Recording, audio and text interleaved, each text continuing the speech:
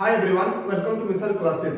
सो student, जैसे कि आप सब लोगों को पता है कि हम लोगों ने पिछला वीडियो में क्लास 11 का इकोनॉमिक्स का मॉडल सेट नंबर 1 को बहुत ही अच्छी तरह से डिस्कस किए थे।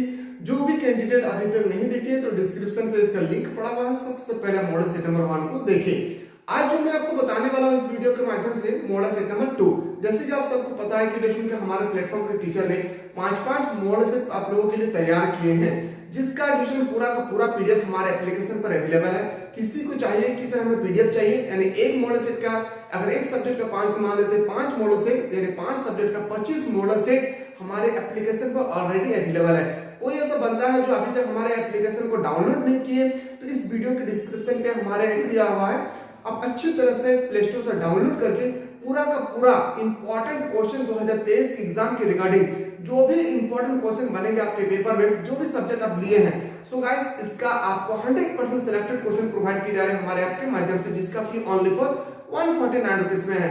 बहुत सारे स्टूडेंट जुड़ चुके हैं। अगर आप में से कोई ऐसा स्टूडेंट है जो अभी तक नहीं जुड़ पाए तो जल्द से जल्द स्टूडेंट आप लोग जुड़ने की कोशिश करें, क्योंकि आप लोगों के पास एग्जाम के लिए बहुत ही कम समय है। इतना कम समय में सब कुछ पढ़ना पॉसिबल नहीं है, इसीलिए स्टूडेंट आप लोगों का एग्जाम के रिगार्डिंग को देखते हुए इंपॉर्टेंट क्वेश्चन हमारे प्लेटफॉर्म के टीचर द्वारा सेट किए गए हैं। इकोनॉमिक्स का मॉडल सेट नंबर 2, इसी तरह से आप चाहते हैं कि सर हमें हर सब्जेक्ट का मॉडल सेट नंबर प्रोवाइड करें तो आप लोग बिल्कुल डिस्क्रिप्शन कमेंट सेक्शन में कमेंट करना ना भूलें। वीडियो को अच्छा लगे तो लाइक करना ना भूलें और उस कैंडिडेट तक इस वीडियो को शेयर करें जिनको ट्यूशन पता नहीं है कि हम पूरा साल भर अगर नहीं पढ़े तो हमें क्या पढ़ना पड़ेगा एग्जाम से 15 से 20 दिन पहले। तो उन सबको इस पांचों मॉडल सेट को जरूर हमारे प्लेटफॉर्म पे इनवाइट करें, ठीक है। क्वेश्चन को हम लोग देखेंगे 100% आपके एग्जाम के रिगार्डिंग इंपॉर्टेंट क्वेश्चन होगी। एक क्वेश्चन को बेहतरीन तरीके से आपको स्टडी करना है। जैसे कि कहा गया कि सांख्यिकी के पिता किसे कहा गया है, आपको बताना है कि who is the known of the father of static. Static के फादर हम लोग बोलते हैं आकेनवाल। तो किसको बोलते हैं? आकेनवाल, यानी गॉड फाइव आकेनवाल। इसका बिल्कुल सही उत्तर हो जाएगा। मुख्य रेक्टेंगुलर क्वेश्चन की दो चरों के बीच परस्पर संबंध को प्रकट करने वाले चित्र को क्या कहते हैं? तो उसे हम लोग बोलते हैं क्या? विच्छेद चित्र। क्या बोलते हैं? स्कैटलर डायग्राम। ये ऑप्शन नंबर आपका बिल्कुल भी सही उत्तर हो जाएगा। क्वेश्चन नंबर 3 पे आते हैं, किसी ग्राफ पेपर में कितने चरण होते हैं? तो आप सबको पता है कि किसी भी ग्राफ पेपर में देखिएगा 4 चरण होते हैं। कैसे? इसको बोलते हैं फर्स्ट कोऑर्डिनेट, सेकंड, थर्ड और इसको बोलते हैं कितना? 4। इस तरह से कितना कोऑर्डिनेट होती है? 4। इसका सही उत्तर होगा। सो गाइस आप लोगों को मैं 100% इंपॉर्टेंट क्वेश्चन करवाने की कोशिश करता हूं। उपभोक्ता मूल्य निर्देशन यानी सूचकांक निर्माण करने का सूत्र क्या है? याद रखिएगा इसका सूत्र हो जाएगा ऑप्शन नंबर आपका बिल्कुल सही उत्तर हो जाएगा ए, इसका राइट आंसर होगा। तो मैथमेटिक्स से रिलेटेड जो मैंने एक बहुत अच्छी तरह से सेपरेट वीडियो आप लोगों को एक बना के रखी है। कोई ऐसा बंदा है जो अभी तक नहीं दिखे तो उसका डिस्क्रिप्शन में लिंक दिया हुआ है। आप सबसे पहले मैथमेटिक्स से रिलेटेड क्वेश्चन को देखिए, क्योंकि मैथमेटिक्स से रिलेटेड आपके 5 क्वेश्चन आपके पेपर में पूछे जाने वाले हैं। अगर उस वीडियो को आप देख लेते हैं तो मैं उम्मीद करता हूं कि वहां से आपका 3 मार्क्स गारंटी है कि आ जाएंगे और 2 मार्क्स जो रहा वो फार्मूला बेस्ड पूछे जाते हैं। ये हम आप लोग एक सेपरेट से वीडियो मैं अपलोड करूंगा जहां पे आपको मैं फार्मूला बेस्ड क्वेश्चन बताने की कोशिश करेंगे, ठीक है। क्वेश्चन नंबर अगला क्वेश्चन पे आते हैं। अगला क्वेश्चन है कि श्रेणी का n/4वां पद है। जो श्रेणी है उसका n/4 पद क्या होगी? तो प्रथम चतुर्थांश। क्या होगी? प्रथम चतुर्थांश, फर्स्ट क्वाड्रिलेटरल। अगला क्वेश्चन है, क्वेश्चन नंबर नेक्स्ट पे चलते हैं। क्वेश्चन नंबर 6 है कि माध्यिका आंकड़ों यानी माध्यिका को हम लोग बोलते हैं समूह को, माध्यिका आंकड़ों को बराबर भागों में बांटती है। कितने बराबर भागों में बांटती है? याद रखिएगा 2 बराबर भागों में बांटती है। जो माध्यिका है वो 2 बराबर भागों में बांटती है। सो गाइस मुझे पता है कि वॉइस में थोड़ा सा आप लोगों को प्रॉब्लम हो रहा है, तो आप लोगों को थोड़ा सा वॉइस पे ज्यादा ध्यान नहीं देना, तो क्वेश्चन पे ध्यान देना है, क्योंकि हमारे यहाँ पे काफी ज्यादा नॉइज पोल्यूशन होती है। वह व्यक्ति जो आंकड़ा संकलन करता है उसे क्या कहते हैं? जो आंकड़ा संकलन करते हैं उसे हम लोग बोलते हैं क्या? याद रखिएगा गणनाकार। ये क्वेश्चन डायरेक्टली आपके पेपर में छपने वाले हैं 2023 के पेपर में। याद रखिएगा जो भी क्वेश्चन इंपॉर्टेंट बोलूंगा उसको आपको सबसे पहले देखना है। ये भी मैथमेटिक्स से रिलेटेड है और जैसे कि मैंने आपको बताया कि आपको कोई भी सेट में डिस्कस करूंगा उसमें 5 सेट जो है आपका 5 सेट में 25 क्वेश्चन आपको मैथमेटिक्स से मिलेंगे। अगर एक सेट में 5 क्वेश्चन तो मान के चले 5 जो आपका मॉडल पेपर होंगे उसमें 25 क्वेश्चन आपको बताया जाएगा। तो गाइस आप लोग जानते हैं मैथमेटिक्स एक सेपरेट सा वीडियो होगा जो हमारे एग्जाम के रिगार्डिंग 100% इंपॉर्टेंट क्वेश्चन होंगे। आप लोग कमेंट सेक्शन में बिल्कुल कमेंट करना भूले। मैं इकोनॉमिक्स के पार्ट का जो ग्रामेटिकल आपका जो इकोनॉमिक्स में आपका जो भी इंपॉर्टेंट क्वेश्चन होंगे मैथमेटिक्स से रिलेटेड मैं आप लोगों तक पहुंचाने की कोशिश करूंगा, तो आप लोग बिल्कुल डिजिटल प्लेटफॉर्म से जुड़े रहें। क्वेश्चन नंबर 8 पे चलते हैं कि वर्ग अंतराल 70 से 80 का मध्य बिंदु क्या है? तो मैंने आप लोगों को बहुत ही अच्छी तरह से बता के रखी कि मध्य बिंदु किसे बोलते हैं, यानी इसको जोड़कर आपको 2 से डिवाइड कर देना है। क्या करना है, 2 से जोड़कर इसको डिवाइड करना है। जैसे कि दोस्तों इसमें ऐड करेंगे तो हमें पता चलता है 150 डिवाइडेड बाय 2, इसको जैसे क्रॉस करेंगे तो आएगा 75। इस तरह से सही उत्तर हो जाएगा 75 is the right answer. Question number 18। अगला क्वेश्चन आते हैं। अगला क्वेश्चन है मध्य बिंदु से अंतराल वर्ग अंतराल से रिलेटेड हर साल प्रश्न पूछे जाते हैं और इस साल भी पूछे जाने वाले हैं। किसी संकलित समूहों को क्या कहते हैं, किसी संकलित समूहों को हम लोग बोलते हैं प्राइमरी। क्या बोलते हैं, प्राइमरी यानी प्राथमिक। अगला क्वेश्चन है क्वेश्चन नंबर 10। निम्न आंकड़ों में विस्तार गुणांक ज्ञात करें। सो गाइस इसमें आपको बताना है विस्तार गुणांक, जिसे हम लोग बोलते हैं कोफिशिएंट रेंज। क्या बोलते हैं, कोफिशिएंट रेंज बोलते हैं। सो गाइस मैं इसके लिए एक आपको सेपरेट सा वीडियो आप लोगों तक प्रोवाइड करने की कोशिश करूंगा जो आपके एग्जाम के रिगार्डिंग इंपॉर्टेंट होगी। ठीक है, तो आप लोग चाहते हैं कि सर मैथमेटिक्स से रिलेटेड एक सेपरेट सा वीडियो होना चाहिए, तो बिल्कुल जिसमें बिना देर के आप लोग कमेंट सेक्शन में कमेंट करें। क्वेश्चन समांतर मध्य का सूत्र है, जो समांतर मध्य है उसका सूत्र क्या होता है याद रखिएगा, sigma x divided by n। क्या सूत्र होता है, sigma x divided by n। यानी ऑप्शन नंबर आपका बिल्कुल सही उत्तर हो जाएगा बी, सी इसका राइट आंसर होगा। क्वेश्चन नंबर 12 पे नोट करते हैं, इनमें से कौन केंद्रीय प्रवृत्ति का मापन है। केंद्रीय प्रवृत्ति का मापन हम लोग बोलते हैं क्या, बहुलक बोलते हैं, मोड बोलते हैं इसको हम लोग। क्या बोलते हैं, मोड इसका राइट आंसर होगा। मूव करते हैं अगला क्वेश्चन में। 13 इनमें से कौन सा चर खंडन है। आपको पता है चर खंडन कौन होगी, तो छात्रों की संख्या। क्या हो जाएगी, छात्रों की संख्या। यानी ऑप्शन नंबर सी आपका सही उत्तर होगा। Question number 14। किस अर्थशास्त्री ने कल्याण संबंधित परिभाषा प्रस्तुत की थी। तो किसी ने कल्याण संबंधित परिभाषा प्रस्तुत की थी, अल्फ्रेड मार्शल ने। किसने, याद रखिएगा अल्फ्रेड मार्शल इसका राइट आंसर हो जाएगा। क्वेश्चन नंबर 15 पे आते हैं, किस अर्थशास्त्री के अनुसार अपरिकरण पदों के विचरण का मापन है। तो किसका मापन है, याद रखिएगा बाउले। किसने मापन दिया था, बाउले इसका सही उत्तर होगा। मूव करते हैं अगला क्वेश्चन पे। अब यहाँ पे क्वेश्चन आपका मैथमेटिक्स से रिलेटेड, याद रखिए फिर से क्वेश्चन आ गया है। निम्नलिखित आंकड़ों से समांतर मध्य ज्ञात करें। चलिए मैं क्वेश्चन आपको थोड़ा सा दिखाना चाहता हूँ इसको। आपको सबसे पहले मैं इसको थोड़ा सा बना के दिखाना चाहता हूँ, क्योंकि इसमें से रिलेटेड एक क्वेश्चन आपके पेपर में डायरेक्ट छपने वाले हैं। तो ध्यान से इसको देखें। ये क्वेश्चन क्वेश्चन मैं गारंटी कहता हूँ कि आपके एग्जाम में डायरेक्ट पूछे जाने वाले हैं, इसीलिए मैं जस्ट आपको एक सेपरेट से बता रहा हूँ ताकि आपको ध्यान को स्टडी करना है। ठीक है, सबसे पहले एक तरफ लिखेंगे अंक। क्या लिखेंगे, अंक। ठीक है, फिर आप एक तरफ लिखेंगे छात्रों की संख्या, छात्रों की संख्या। ठीक है, उसके बाद यहाँ पे कितना रेंज दिया हुआ है, उस रेंज को लिखना है 0 से 10। फिर दिया है कितना, 10 से 20। फिर दिया हुआ है कितना, 20 से 30। ठीक है, इसका छात्र की जो नंबर है 2 3 5। ठीक है, तो याद रखिएगा अभी जो हम लोग डिस्कस किए डिवीजन, इसका एक सूत्र होता है, उस सूत्र को आपको याद रखना है। सूत्र क्या होता है, तो याद रखिएगा सबसे पहले क्या सूत्र होगा, sigma F I X I. याद रखिएगा sigma F I X I divided by N. याद रखिएगा sigma F I X I divided by N. अब एन क्या है, तो एन होता है नंबर। ठीक है, नंबर कितना है तो काउंट कर लेते हैं, 5 3 और इसको ऐड करेंगे तो आएगा 10। ठीक है, अब यहाँ पे हमको निकालना है क्या, एफ आई एक्स आई। तो एफ आई एक्स कैसे निकालेंगे, तो याद रखिए सबसे पहले इसको जोड़कर हमको आधा कर देना है। तो 0 में से 10 जोड़ेंगे तो आपका कितना आ जाएगा, 10। 10 का आधा करेंगे तो आ जाएगा 5। ठीक है, अब 10 और 20 को जोड़ेंगे तो 30। 30 का आधा करेंगे तो आएगा आपका 15। फिर आपको जोड़ना है 20 और 30 को जोड़ेंगे तो 50। 50 का आधा करेंगे तो 25। ठीक है, इतना करने के बाद आपको सिर्फ एक सिंपल सा वे में आपको सॉल्व करना है। कैसे, याद रखिएगा इनको मल्टीपल करना है। मल्टीपल करने के बाद आएगा आपका 10। कितना आएगा 10। इनको मल्टीपल करेंगे तो आपका आ जाएगा 45 और इसको इसके साथ मल्टीपल करेंगे तो आ जाएगा 75। बस इसको आपको काउंट करना है।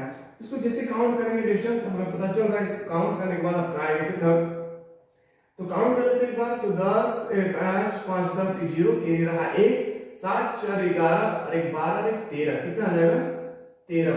ठीक है, अब इसको देखते हैं कि 13 जैसे काउंट डिवीजन, यहाँ पे आपका 13 नहीं, यहाँ पे थोड़ा सा कम है, यहाँ पे आपका आएगा 125। ठीक है, 125 जैसे आएगा यहाँ पे, इसको जब ऐड करेंगे तो याद रखिएगा आपका आ जाएगा कितना, 5 2 7 और 1 यानी 180 आ जाएगा इसका। ठीक है, अब यहाँ पे देखते हैं इसका फॉर्मूला।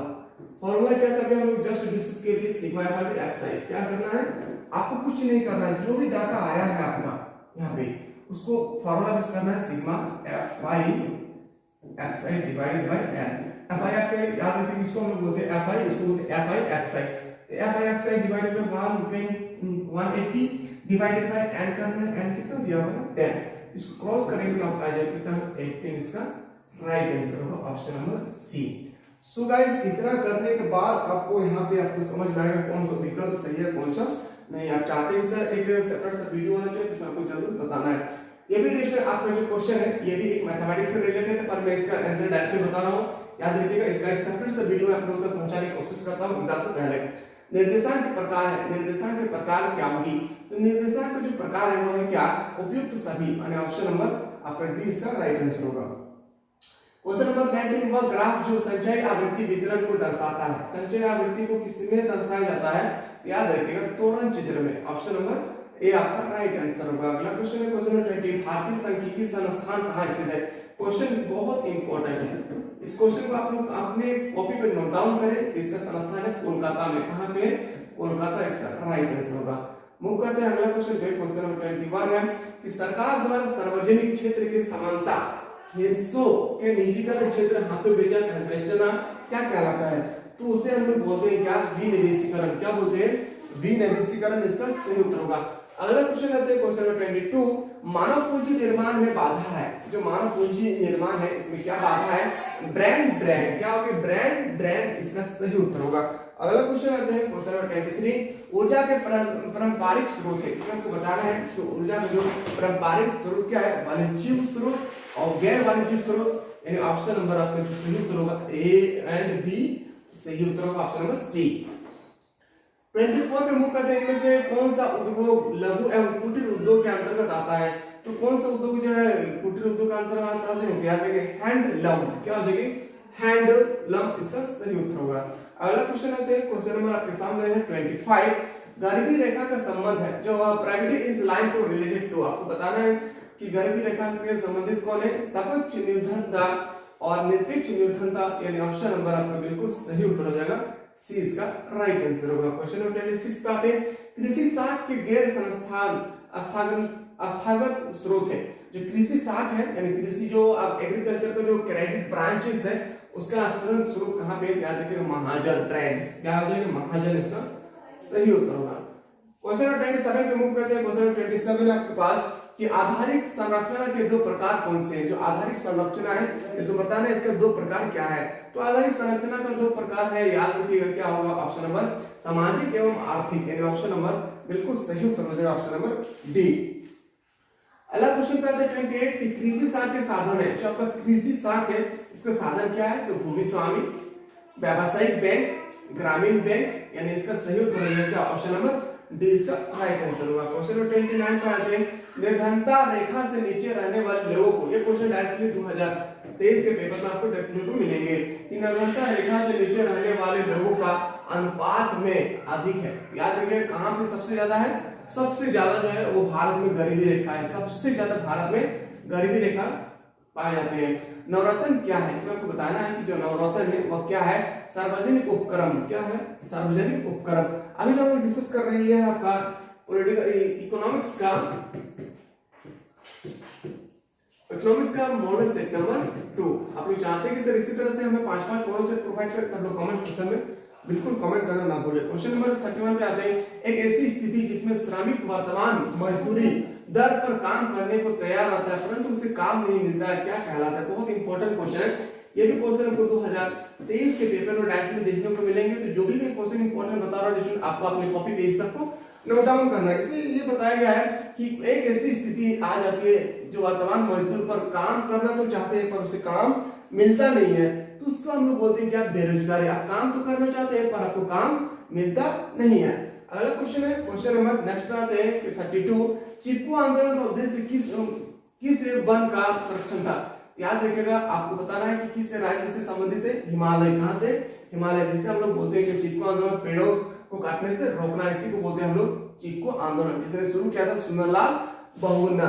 क्वेश्चन 33 पे आते हैं कि SHG क्या है, आपको बताना है कि SHG है जो वो क्या है, तो याद रखिएगा सेल्फ हेल्प ग्रुप, क्या होगी, सेल्फ हेल्प ग्रुप, इसका फॉर्मूला आप याद रखिएगा, आपको डायरेक्ट पूछा जाएगा, याद रखिएगा कि आपसे इसका फुल फॉर्म भी पूछा जा सकता है, सेल्फ हेल्प ग्रुप, इसका राइट आंसर होगा ऑप्शन नंबर ये आपका सही उत्तर होगा। अगला क्वेश्चन आते हैं क्वेश्चन नंबर 34 निर्माण क्षेत्र अर्थव्यवस्था के क्षेत्र में सम्मिलित होता है।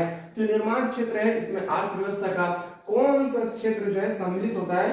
सेकेंडरी, जिसे हम लोग बोलते हैं कि दूसरा, यानी ऑप्शन नंबर बी आपका राइट आंसर होगा। क्वेश्चन नंबर 35 पे मूव करते हैं। एक सूचक जो किसी देश के मानव विकास को मापता है उसे हम लोग क्या बोलते हैं? तो उसे हम लोग बोलते हैं HDI। क्या बोलते हैं? HDI इसका सही उत्तर हो जाएगा, HDI। याद रखिएगा, human development of any country is known as. याद रखिएगा, ऑप्शन नंबर आपका सही उत्तर होगा डी। मूव करते हैं 36, प्रति व्यक्ति आय किस देश में अधिक है? ये भी क्वेश्चन 2023 के पेपर में आपको देखने को मिलेंगे। याद रखिएगा, आपको बताना है वो कौन सी देश है जहां प्रति व्यक्ति आय सबसे अधिक है। तो उस देश का नाम, जैसे आप सबको पता है, क्या होगी? चीन इसका राइट आंसर होगा। क्वेश्चन नंबर 37 पे मूव करते हैं। किसी देश के आयात एवं निर्यात के अंतर को क्या कहते हैं?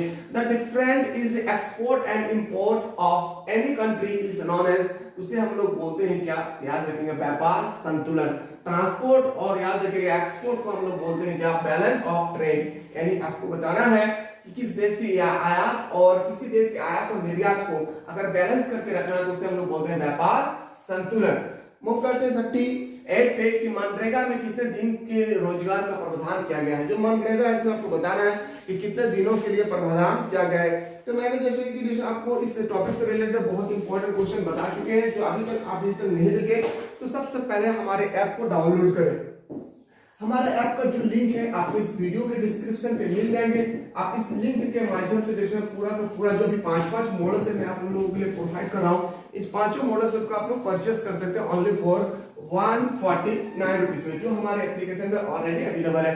अगर कोई ऐसा बंदा है जो अभी तक हमारे ऐप को डाउनलोड नहीं किए हैं तो वीडियो के डिस्क्रिप्शन पे हमारे ऐप का लिंक दिया हुआ है। अच्छी तरह से प्ले स्टोर से डाउनलोड करके क्लास 11 का आप वो क्वेश्चन परचेस कर सकते हैं जो आपके पेपर में डायरेक्टली छपने वाले हैं, क्योंकि वहां पे बहुत ही इंपॉर्टेंट क्वेश्चन को बता के रखे गए हैं। ठीक है, तो इस क्वेश्चन का आपको बताना है कि मनरेगा में कितने दिन के लिए रोजगार दिया जाता था? याद रखिएगा 100 दिन। कितना देश? 100 इसका सही उत्तर हो जाएगा। अगला क्वेश्चन आते हैं क्वेश्चन नंबर नेक्स्ट आपके सामने क्वेश्चन नंबर 39 भारतीय योजना आयोग। अब मैं आपको एक सेपरेट सा वीडियो में अपलोड करूंगा योजना आयोग से, क्योंकि योजना आयोग ऐसा टॉपिक है जहां पे हर साल 3 क्वेश्चन यहाँ पे पूछे जाते हैं, जिसमें से मैं 20 क्वेश्चन करवाने की कोशिश करूंगा, जिसमें आपको 3 क्वेश्चन आपके पेपर में डायरेक्टली देखने को मिलेंगे।